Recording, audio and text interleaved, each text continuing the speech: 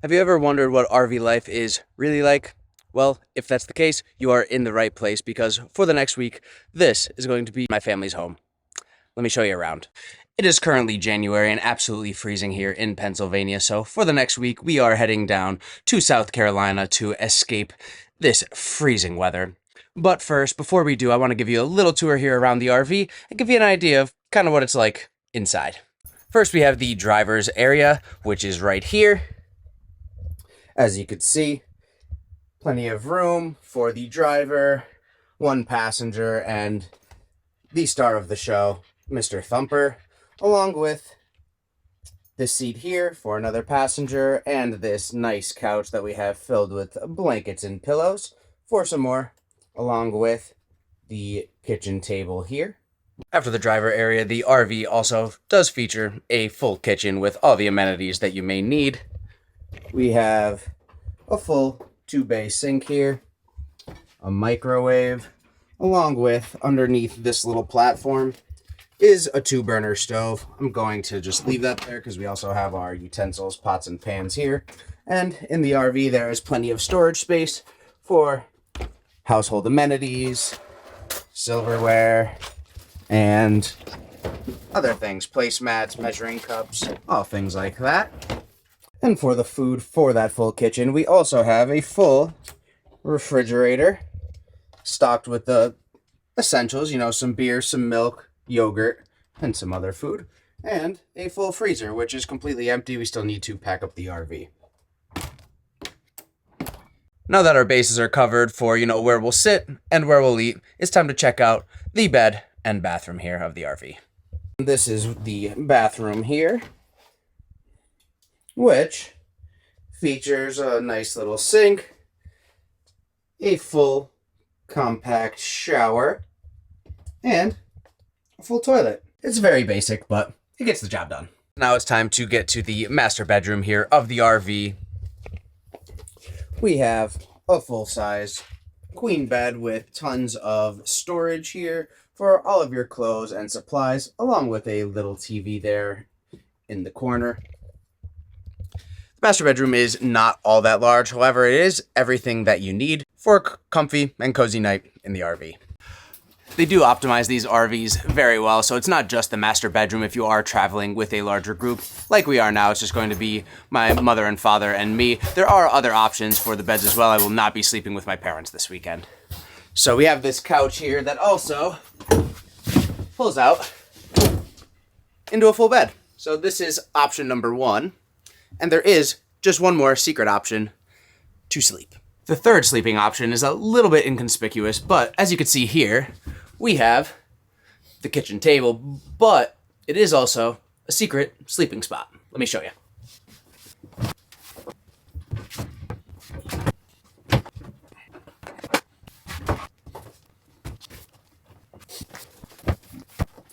So as you guys can see, it is a double function table and it converts into a bed. This is a little bit tight if you are a bit larger. So if you do have kids, this is the perfect type of thing to fit, 1 or 2 small children rather than a full-size adult. However, I have slept on this many times in the past, so it is approved for, a full-sized human being. Now that I gave you a little run through on what the RV looks like and what life might be like inside, now let's get into what it's like actually getting ready for your first trip in an RV.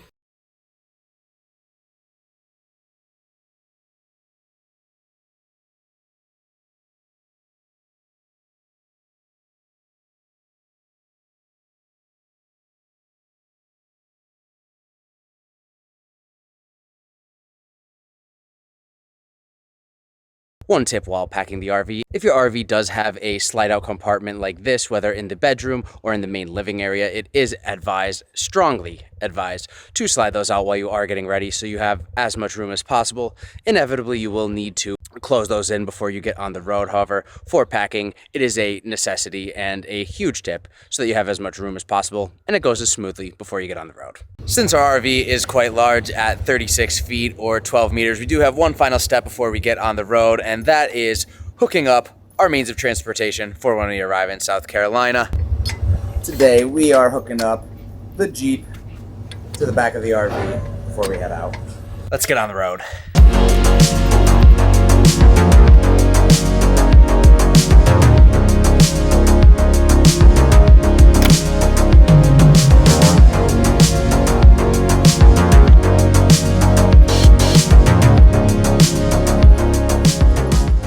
we have just made our first stop after about 2 hours on the road. I wanted to get into some of the things that you have to be prepared for in the RV life. One thing that you have to be prepared for is electricity. Now, because RVs kind of look like homes and they have all the normal outlets that you would use for plugs and appliances, devices in your home, none of these outlets actually work while you're driving the RV unless you were to use a generator, which is also not advised while you're driving. However, there are two ways to get past this. One is one of these devices here, which is called an inverter, where it actually hooks into the RV's power and you could plug typical things in there.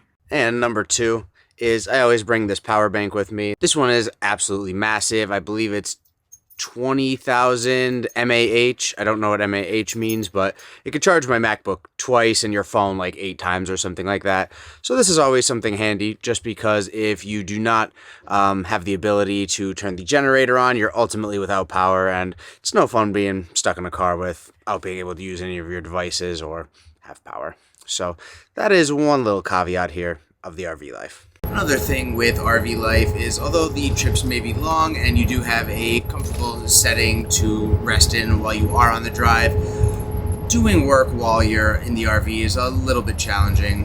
One thing is, it is quite loud here, so if you are going to be doing any work, you definitely need to invest in some good noise-canceling headphones so that you don't hear the loud motor, and along with the other things clanking around in the cabinets and drawers. As well, if you are somebody who's prone to get car sick, the RV may not be the best to try to accomplish anything like reading or using a laptop here, because every time you make a turn or you hit a bump, because of the large body of the RV, it is quite exaggerated, so you do get a little bit of swaying, kind of like how we are here now, especially if you are in the back of the RV, because the back is not over the wheels. It gets a lot more bouncy, and you get very big up and down movements and side to side. So if you are prone to car sickness, I would recommend bringing some medication, or just be prepared that you may get a little bit woozy on your trip here.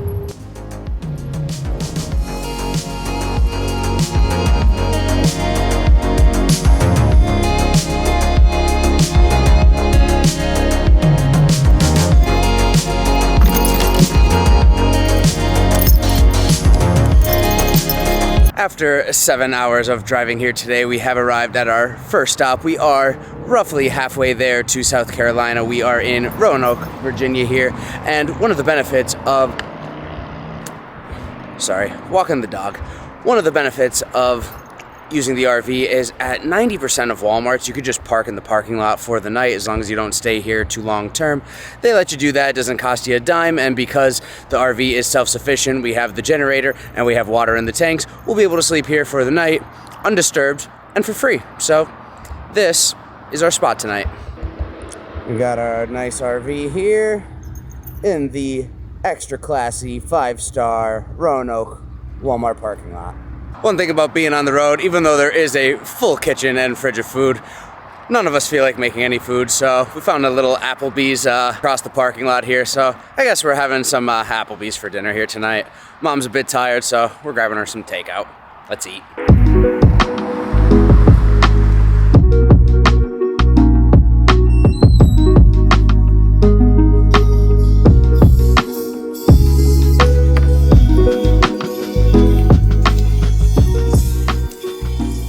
Food has arrived, and by no means is Applebee's one of my favorite places to go, but when you're on the road and you're in a pinch and kind of just want to go somewhere in walking distance so you don't have to unhook the car, this will definitely do. The Bourbon Street chicken and shrimp does smell quite good and looks pretty tasty, so let's give this a try. After I get my fork out of here, because I can't look at the camera and get this out at the same time.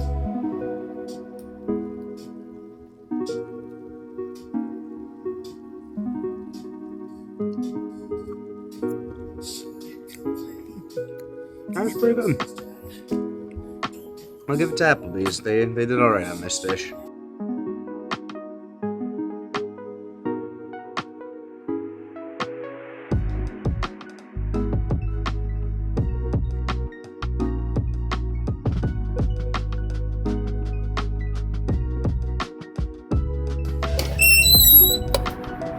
Applebee's hit the spot. It's time to get back to the RV, hit the hay, because we have an early morning and about another 7-hour drive tomorrow.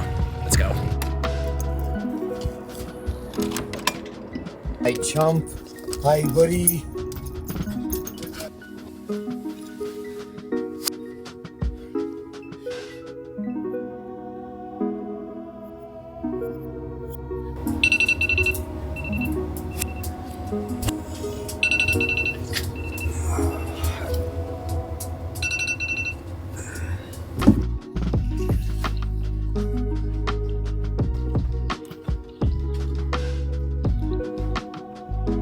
The Reid household and RV morning is coffee time.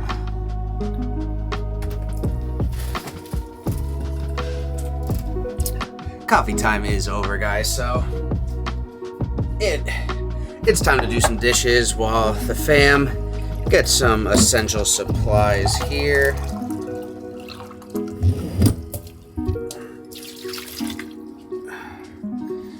But while I'm doing this, I guess we'll give you a little info on where we are going, because yesterday I left you guys in the dark.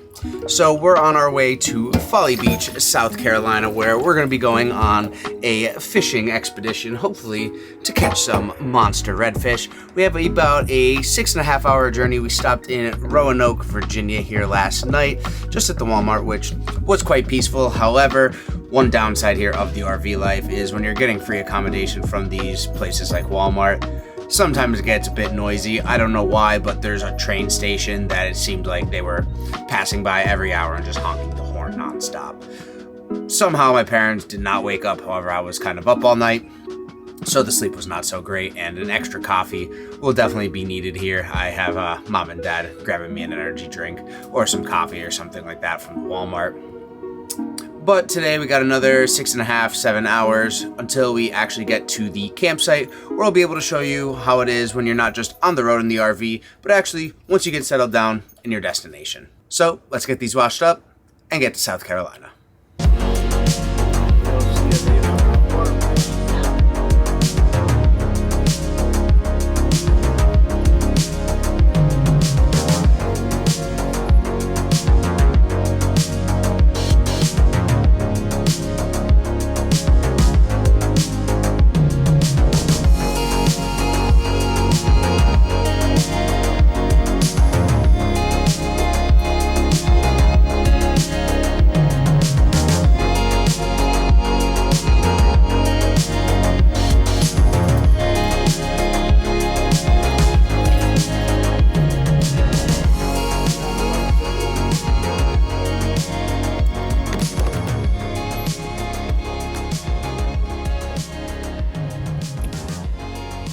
All right, y'all, after a whopping 14 hours on the road after the past 2 days, we have finally arrived to Folly Beach here in South Carolina. And now it's time for me to show you what it's like once you arrive to your campground and you get set up here at the campsite. But the first step after getting here is unhooking the Jeep so that we could back that away from the RV so that we have some room to back the RV in, get it set to the hookup so that we have water and power tonight. My second job is helping Dad park the RV, because that thing is an absolute unit, 36 feet long, so it helps to have somebody directing traffic here in the back. Right?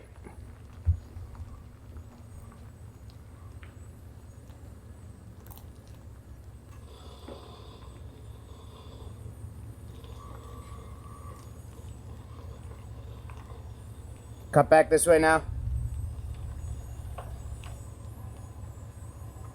You can cut it a little bit more. The water's right there. You still got a bit of room. Yeah, but I don't want to, I got to get on the sewer there. The yellow cap is the sewer. Then you might need to, yeah, pull up a little bit and then redo. It would help if I remembered where the sewer line is to actually help my dad line it up, so he kind of did most of this one himself. As usual, he drives this thing like a beast.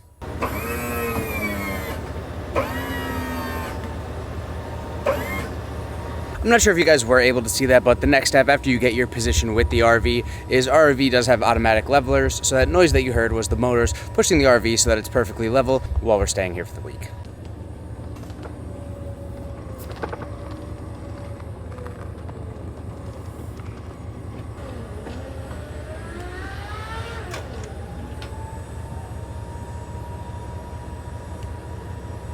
All right, we got the RV positioned, leveled, and we got the slides out. It's time to hook up the utilities, and then we're here to sit back and relax for the night. The RV is finally all set up. We got all the utilities, our slides out, and we are all set. The power and water is working, and there even is Wi-Fi here, which is a huge plus. As you guys could see, traveling in an RV is quite luxurious, even if it is tight at sometimes, and I'm so excited to be able to bring you into this part of my life and our trip here. This is not going to be the only video from our trip here to South Carolina. We have a big fishing trip planned tomorrow morning, so we are about to head out to dinner and get to bed early because we have an early morning tomorrow. But guys, if you did make it this far, thank you so much for watching. I very much appreciate that so much. Please like and subscribe, and I'll see you in the next video.